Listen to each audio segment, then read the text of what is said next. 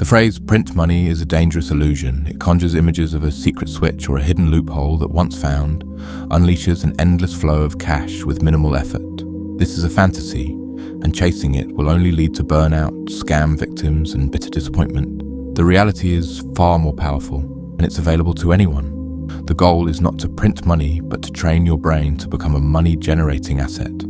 This is not about memorizing get-rich-quick schemes. It's about fundamentally rewiring your cognitive architecture, your perceptions, habits, and thought patterns to recognize, create, and capture value in a way that the market rewards. Your mind is the factory. Money is simply the output. Here is how you forge that mind. Phase 1, the foundational mindset shift, scarcity to abundance. Your current financial reality is a direct reflection of your internal mental software. If that software is programmed with scarcity, it will block all incoming wealth. The first and most critical step is a complete operating system upgrade. 1. Kill the scarcity mindset. The scarcity mindset is a prison. It believes the pie is finite. If someone else gets a bigger slice, I get less. Money is hard to come by and must be hoarded. Opportunities are rare and must be seized with desperate urgency.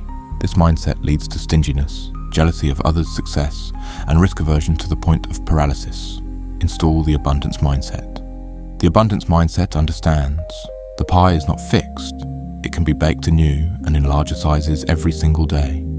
Money is a renewable resource, a byproduct of value creation. Opportunities are infinite for the person who is skilled at creating value.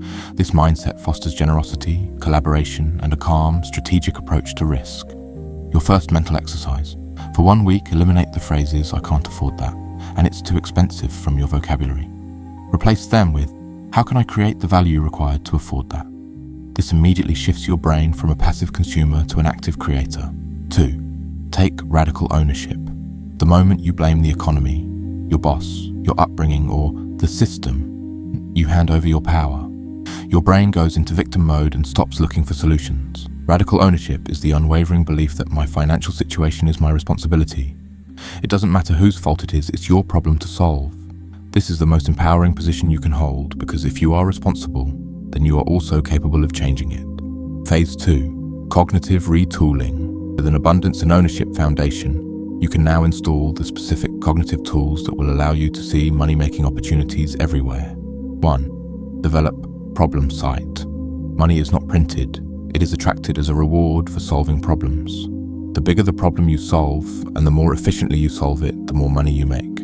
Train your brain to become a problem-hunting machine. The daily audit. Every day, ask yourself, what frustrated me today? What wasted my time? What process was clunky or inefficient? Your personal annoyances are a goldmine of potential business ideas. The friction you feel, others feel too. The person who removes that friction gets paid. Listen for complaints.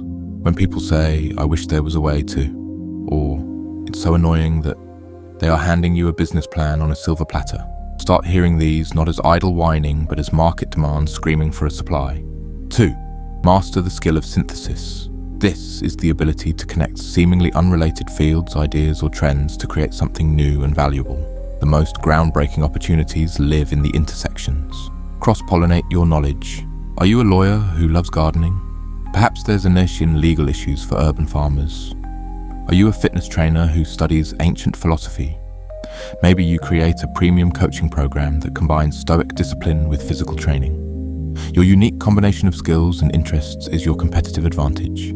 Stop trying to be a better copy of someone else. Start synthesizing your unique value. 3. Cultivate anticipation. Amateur minds react to trends. Professional minds anticipate them. Train yourself to constantly ask, based on the technology, demographics, and regulations of today, what will the world desperately need in 2 years? Follow the trails, read widely, not just about your industry. Follow tech news, scientific journals, and demographic reports. When you see a new technology, like AI, don't just use it. Ask, what industries will this disrupt? What new skills will be needed? What new problems will it create? Position yourself as the solution before the masses even realize there's a problem. Phase 3. The action engine, from idea to income. A brilliant mind with no output is a museum piece. It has potential but generates no value. You must build the bridge between thought and action. 1. Embrace the do, review, refine loop. Perfectionism is the killer of wealth. Your first attempt, your first product, your first offer, it will be mediocre, and that is perfect. The goal is not to launch a masterpiece, it is to launch a prototype and get real-world feedback. The 80% rule: when a project is 80% of the way to perfect, ship it, release it, sell it. The final 20% of polishing consumes 80% of your time and is often based on your own incorrect assumptions. Let the market tell you what to fix. Feedback is data, and data is the fuel for improvement. A good plan executed today is better than a perfect plan executed next year. 2. Reframe failure as tuition. You must rewire your brain's response to failure. The untrained brain sees failure as a verdict on its identity. I failed, therefore I am a failure.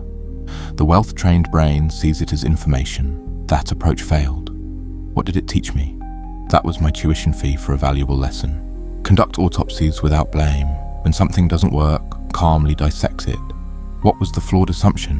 What variable did I miss? What skill do I need to develop?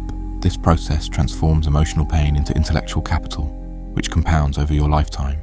3. Build the action bias. Most people are paralyzed by analysis. They research, plan, and prepare indefinitely. Train your brain to default to action.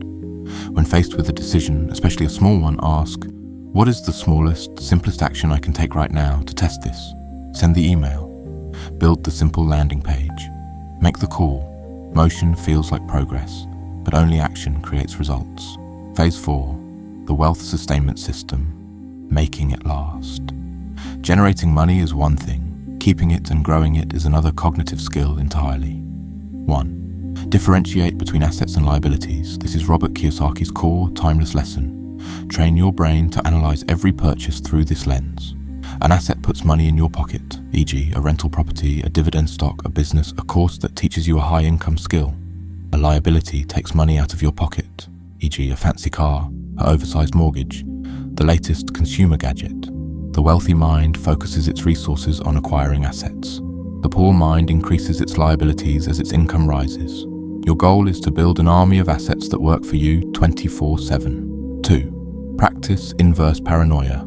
This is a concept from strategist Rich Schefrin. Instead of being paranoid that the world is out to get you, believe that the universe is conspiring to help you, if you are paying attention. Look for the clues. A random conversation, a book you stumble upon, a project that fails. See these not as random events, but as clues on a treasure map. Ask, why did I meet this person today? What is this failed project trying to teach me? How can this problem be a hidden opportunity? This mindset turns you into a detective of destiny, constantly finding leads and connections that others overlook. 3. Invest in your wealth stack. Your greatest asset is not your money, it's your ability to learn and adapt. Dedicate a non-negotiable portion of your time and money to building your wealth stack. Skill stack. Learn high-value skills, sales, copywriting, coding, public speaking. Network stack. Build relationships with people who are smarter, more driven, and in different fields than you. Health stack. Your energy is the currency that fuels all your endeavors. Protect it. Training your brain to print money is the deliberate process of transforming it from a passive consumer of information into an active creator of value. It is a forge where discipline meets creativity. It begins with an abundance mindset that sees a world of possibility. It is directed by problem sight and synthesis to spot hidden opportunities.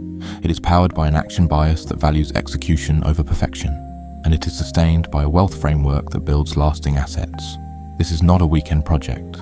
It is the slow, steady, and certain work of a craftsman building his most important tool. Stop waiting for a lucky break. Stop blaming external forces. Your brain is the mint. The currency it prints is value. Focus on creating that, and the money will have no choice but to follow. Do the hard work, especially when every part of you doesn't want to. Subscribe, and I will see you in the next video.